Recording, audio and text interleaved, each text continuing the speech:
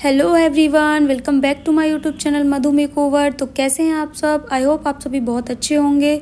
तो गाइस, आज मैं आपके लिए लेकर आई हूँ आईब्रो थ्रेडिंग और फॉरहेड का फुल ट्यूटोरियल वीडियो, जिसमें मैं आपको स्टेप बाय स्टेप समझाऊंगी कि इस तरीके के हैवी फॉरहेड और आईब्रोज़ को किस तरीके से परफेक्ट शेप दी जा सकती है।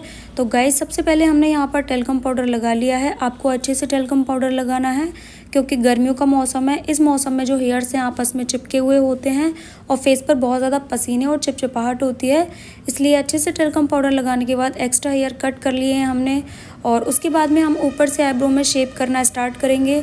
आप देख सकते हैं हमारी जो क्लाइंट है उनके बहुत हैवी हेयर हैं और गाइस, इनके फॉरहेड पर इतने ज़्यादा हेयर्स हो जाते हैं और सिर्फ 15 दिन के अंदर इनके इतने सारे हेयर्स आ जाते हैं। ये वैक्स से हेयर्स को रिमूव करवाती नहीं है फॉरहेड के, इसलिए हम इनके थ्रेड से ही फॉरहेड बनाते हैं। तो गाइस, सबसे पहले ऊपर से आईब्रो को शेप कर लेना है।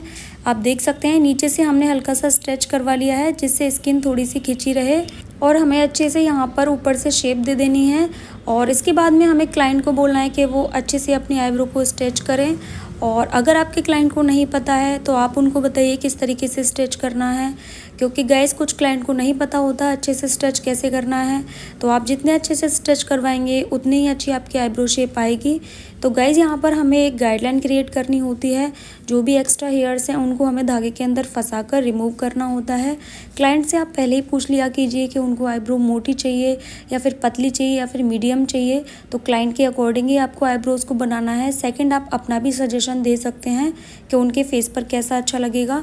तो गाइस, गाइडलाइन के अकॉर्डिंग आईब्रो काफ़ी जल्दी बन जाती हैं और शेप भी काफ़ी परफेक्ट आता है। जिन लोगों को स्टार्टिंग में प्रॉब्लम होती है, बिगिनर्स हैं, परफेक्ट शेप नहीं दे पाते, वो लोग एक चीज़ का हमेशा ध्यान रखिए कि जब हम धागा चलाते हैं तो धागे से ही सबसे पहले हम लाइन क्रिएट करते हैं। एक जगह पर ही 2 से 3 बार जब हम धागा चलाते हैं तो हमें एक गाइडलाइन मिल जाती है और उसी गाइडलाइन के अकॉर्डिंग अगर आप आईब्रोज़ बनाएंगे तो आपके आईब्रोज़ अप डाउन नहीं होंगी और हेयर्स काफ़ी अच्छे से रिमूव होंगे। और साथ ही साथ आपको पता रहेगा कि आपको आईब्रो कितनी मोटी रखनी है। तो आप देख सकते हैं यहाँ पर हमने थ्रेड को किस तरीके से चलाया है। स्किन के ऊपर थ्रेड को रखना है, क्लाइंट से पूछ लेना है कितनी मोटी आईब्रो रखनी है और एक जगह पर ही 2 से 3 बार आप जब धागा चलाएंगे तो एक गाइडलाइन मिल जाती है हमें। आप देख सकते हैं किस तरीके से हमारी गाइडलाइन विजिबल होने लगी है। और गाइस, जितनी मोटी आईब्रो हमने रखनी थी उसी जगह से हमने गाइडलाइन बनाना स्टार्ट किया है।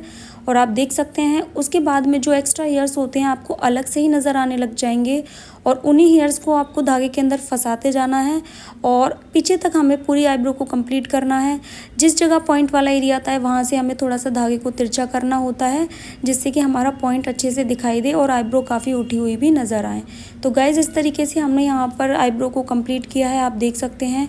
और सेंटर में हम देख लेंगे नेचुरली उनका कितना गैप है, उसके अकॉर्डिंग ही सेंटर के जो हेयर्स हैं उनको रिमूव करना होता है।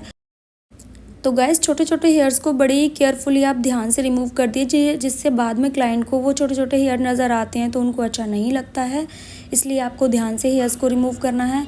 उसके बाद फॉरहेड के जो बड़े बड़े हेयर्स थे उनको हमें पहले कट कर लेना है, क्योंकि ये वैक्स नहीं करवाती हैं फॉरहेड पर, इसलिए थ्रेड से बाल निकलवाती हैं। तो हमें पहले बड़े बड़े हेयर्स को कट करना होता है, उसके बाद ही हम इन हेयर्स को थ्रेड से निकाल सकते हैं।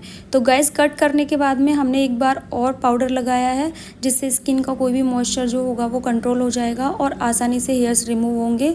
फिर यहाँ पर हमने हल्का सा इनसे स्ट्रेच करवाया है और हमने हेयर्स को रिमूव करना स्टार्ट कर दिया है। तो गाइज़, आप देख सकते हैं काफ़ी हैवी हेयर्स थे इनके और जब इनकी ग्रोथ हो जाती है तो फॉरहेड पूरा डार्क नज़र आने लग जाता है, इसलिए ये फॉरहेड को अच्छे से क्लीन करवाती हैं। तो हमें इन हेयर्स को अच्छे से क्लीन करना है। आप देख सकते हैं हमारा जो थ्रेड चलता है वो हेयर के डायरेक्शन के अपोजिट में चलता है। इनके साइड में डायरेक्शन जा रहा था, इसलिए हमने पीछे खड़े होकर इनके इस तरीके से हेयर्स को रिमूव करना स्टार्ट किया है। तो गाइज़, हेयर का डायरेक्शन देखना भी बहुत ज़रूरी होता है। कुछ लोग आईब्रोज़ बनाते हैं तो उनसे हेयर्स रिमूव नहीं हो पाते, तो वो हेयर का डायरेक्शन चेक किया कीजिए। जिस तरफ आपके हेयर जा रहे हैं उससे अपोजिट डायरेक्शन में आपकी जो धागे की सीज़र है वो होनी चाहिए, तभी हेयर्स अच्छे से रिमूव होते हैं। तो गाइज़, आप देख सकते हैं दूसरे साइड से भी हमें इन हेयर्स को अच्छे से क्लीन करना है और बड़े बड़े हेयर्स के साथ में छोटे छोटे हेयर्स को भी केयरफुली देखना है, क्योंकि अगर वो रह जाते हैं तो अलग से विजिबल होने लग जाते हैं, क्योंकि जब स्किन क्लीन हो जाती है तो छोटे छोटे हेयर्स भी अलग से दिखते हैं। तो आपको बहुत ही केयरफुली, बहुत ही अच्छे से फॉरहेड को कंप्लीट करना होता है, तभी हमारा परफेक्ट लुक आ पाता है। बहुत ज़्यादा हैवी हेयर्स में हम मोस्टली क्लाइंट को वैक्स सजेस्ट करते हैं, लेकिन अगर आपके क्लाइंट वैक्स नहीं कराना चाहते हैं तो आपको थ्रेड से ही हेयर्स को रिमूव करना होगा। उसके बाद में हमने जो हेयर्स फेस पर आ चुके थे, जो भी हमने रिमूव किए थे, उनको अच्छे से क्लीन कर लेना है। हमने यहाँ पर पेपर टिश्यू लिया है, उससे सारे हेयर्स को हटा दिया। उसके बाद हम यहाँ पर जेल लगाएंगे, जिससे इनकी स्किन में काफ़ी रिलीफ मिलेगा, काफ़ी ठंडक मिलेगी। तो गाइस, वीडियो अच्छी लगी हो तो वीडियो को लाइक कर दीजिए, चैनल को सब्सक्राइब कर दीजिए, साथ ही बेल आइकन को प्रेस कर दीजिए, जिससे आने वाली वीडियोज़ की नोटिफिकेशंस आप तक आ सकें। तो ये रहा हमारा फाइनल रिजल्ट।